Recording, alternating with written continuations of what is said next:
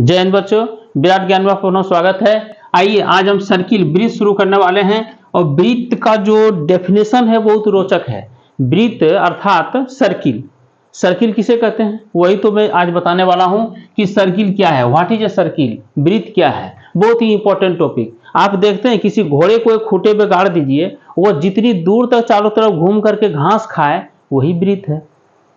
Simple सी बात है। एक गाय को खूंट दीजिए, वो घूमकर गाय जितना दूर तक घास खा जाती है वो गोल आकार बन जाती है। अर्थात यहाँ कह सकते हैं कि एक किले को आप गाड़ते हैं और उसके चारों तरफ एक रस्सी में अगर घोड़े को बांध देते हैं और वो रस्सी जहां तक ये घूम करके और घोड़ा जहां तक अपना घास को चर जाता है उसी को क्या कहते हैं, वृत्त कहते हैं। तो वृत्त का स्टैंडर्ड डिफिनेशन क्या है? If a particle moves around a fixed point, देखिए, if a particle moves around a fixed point which is equidistant from fixed point, the path of the particle is called circle, and the fixed point is called origin, and the distance between the particle and the fixed point is called radius। तो यही मैं लिख देता हूं। चलिए मैं लिखता हूं इसका डिफिनेशन। बच्चों अगर इसके डिफिनेशन को देखें, if a particle moves around a fix point, कल्पना कीजिए हम इसको मिटा देते हैं। पहले तो हम बताए थे कि अगर घोड़ा को या गाय को हम खूंट देते हैं, बकरी को एक खूंटे से खूंट देते हैं, तो जहां तक वो बकरी घास खा जाती है गोल गोल करके वही सर्किल है। लेकिन फिर भी हम देखते हैं कि इसका डिफिनेशन क्या कहता है। If a particle moves around a fix point, एक पार्टिकल मान लीजिए मूव करना शुरू कर दिया। देखिए particle moves around a fixed point, अगर किसी fix point VG equidistant from the fix point, ये पार्टिकल एक फिक्स पॉइंट के चारों तरफ इक्विडिस्टेंट है। ये देखिए इस तरह से ये पार्टिकल मूव करना शुरू किया है और जो क्या है, इक्विडिस्टेंट है ना। ये एकदम समान दूरी से चारों तरफ घूम रही है ये पार्टिकल।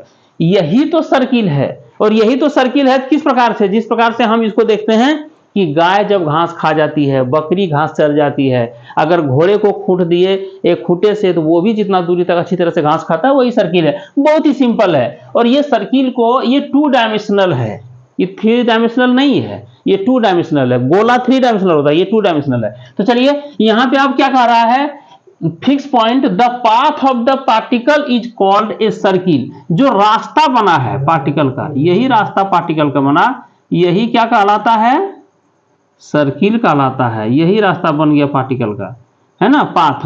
और अब यहां से मुख्य बिंदु क्या लिया, the fix point is called centre of the circle. इसे सेंटर कहते हैं, जो फिक्स पॉइंट है इसे ओ से स्वीट करते हैं। किसे करते हैं, ओ से।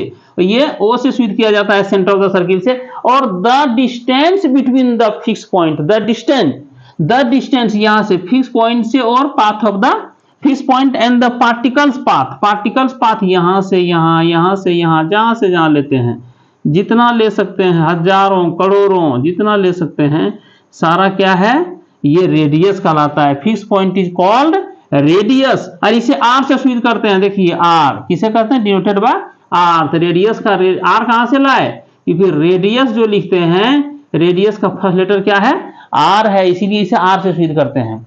तो तीसरा है the whole particles path is called perimeter of the circle. ये पूरे पार्टिकल का जो पाथ है उसे ही कहते हैं परिधि। इसको क्या कहते हैं, परिधि कहते हैं, माने परिमाप भी कहते हैं, इसे परिमाप भी कहते हैं। और इसका फॉर्मूला तो हम निकालेंगे, क्या होता है, 2πr होता है। लेकिन कैसे होता है इसकी चर्चा हम आगे करने वाले हैं। तो सबसे पहले तो हम समझ गए कि वृत्त क्या है। अर्थात अब हम समझेंगे कि ये वृत्त को सिंपल में क्या कहेंगे, COR। क्यों, क्योंकि सर्किल का first letter C, origin O, radius R।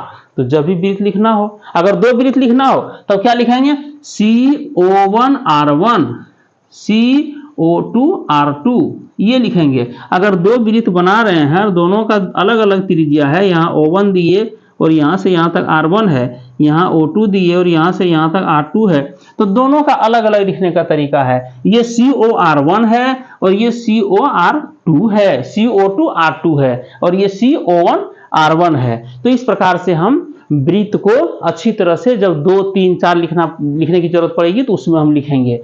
तो अब हम देखने वाले हैं कि इसकी क्या और फीचर्स होती है, जरा उसी को देख लेते हैं। हम एक वृत्त हम बना लेते हैं बच्चों। अब कुछ मुख्य बिंदुएं हैं जिसके जो वृत्त से संबंधित है उसको भी जानना बहुत जरूरी है आपके और हमारे लिए, क्योंकि हमने तो वृत्त की कल्पना कर ली और वृत्त की जब कल्पना की तो आखिर इसके सेंटर को भी हमने जाना, इसके परिधि को भी जाना, इसकी त्रिज्या को भी जाना, है ना ओ, और इसके परिधि को भी जाना कि ये चारों तरफ जो लंबाई होगी, जो किसी भी पार्टिकल को जो पाथ की लंबाई होगी वही उसकी परिधि कहलाती है। लेकिन आखिर जीवा क्या है, कॉर्ड किसे कहते हैं? तो वैसी रेखाखंड जो वृत्त के परिधि पर वृत्त के परिधि को दो जगह काटे। देखिए एक रेखाखंड ये कल्पना करते हैं, एक रेखाखंड ये कल्पना करते हैं, एक रेखाखंड ये कल्पना करते हैं, एक ये कल्पना करते हैं, एक ये कल्पना करते हैं। इस प्रकार से रेखाखंड की कल्पना हम करते जा रहे हैं। अर्थात वे रेखाखंड, सभी रेखाखंड जो वृत्त की परिधि को दो जगह इंटरसेक्ट करे, दो जगह काटे। तो देखिए ये रेखाखंड भी ए और बी के जगह पर, ये सी डी जगह पर, ई डी ई एफ के जगह पर, अर्थात ये काट रही है ना। ये रेखाखंड जितनी भी हैं, तो कितनी रेखाखंड हो सकती है? त्रिज्याएं कितनी? अनंत, इन्फिनाइट त्रिज्या। There are infinite radius of a circle. और कॉर्ड कितनी, रेखाखंड कितनी? तो अनंत। जीवा भी अनंत होती है, लेकिन गौर करने वाली बात है कि जीवा में ही ये व्यास छिपा हुआ, हाँ छिपा हुआ है। जो जीवा सेंटर से पार करे, जीवा तो है लेकिन ये केंद्र से जा रही है, ये जीवा केंद्र से पार कर रही है और दोनों छोर पर भी दोनों परिधि को दो जगह काटती है। ये मान लीजिए एस और टी जगह काट रही है ये जीवा, तो ये व्यास भी कहलाती है। और साथियों यहाँ पे गौर करने वाली बात है बच्चों कि व्यास त्रिज्या का दुगुना होता है। क्यों? क्योंकि यहाँ भी त्रिज्या यहां से यहां तक और इधर भी यहां से यहां तक त्रिज्या। अर्थात क्या हो जाएगा, व्यास को हम सिद्ध करते हैं डी बराबर 2r, डी बराबर 2r, ये भी निकल गया। अब यहां हम देखते हैं स्पर्श रेखा किसे कहते हैं। तो स्पर्श रेखा व्यास और डायमीटर और कोण का तो एक ही बात था, लेकिन स्पर्श रेखा की बात यह है कि वैसी रेखा या रेखाखंड जो वृत्त को मात्र एक जगह टच करता हो। तो कौन सा होगा? इसको और आगे बढ़ाते जाइए, और बढ़ा दिए और बढ़ा दिए और बढ़ा दिए, ऐसी रेखा कल्पना हो गई। देखिए है ना। तो यहां भी इसको और बढ़ाते जाएंगे और बढ़ाते जाएंगे, यहां एक ऐसी रेखा आएगी, यही रेखा आगे निकल जाएगी जो सिर्फ स्पर्श करेगी। और जब स्पर्श करेगी उसी को तो स्पर्श रेखा कहते हैं वृत्त का। अर्थात वृत्त का वो टेंजेंट है। तो क्या होगा, कितनी वृत्त की स्पर्श रेखाएं खींची जा सकती है? अनंत। कितनी खींची जा सकती है? अनंत खींची जा सकती है। देखिए ये सब रेखाखंड जो है, ये सब रेखाएं वृत्त की अनंत स्पर्श रेखाएं हो सकती है। तो यही स्पर्श रेखा हो गई। अर्थात जो वृत्त को मात्र एक जगह टच करे, स्पर्श करे, और जो दो जगह स्पर्श कर रहा है वो सारी जीवाएं हैं, और जो जीवा केंद्र से पास करे उसे ही व्यास कहते हैं, डायमीटर कहते हैं।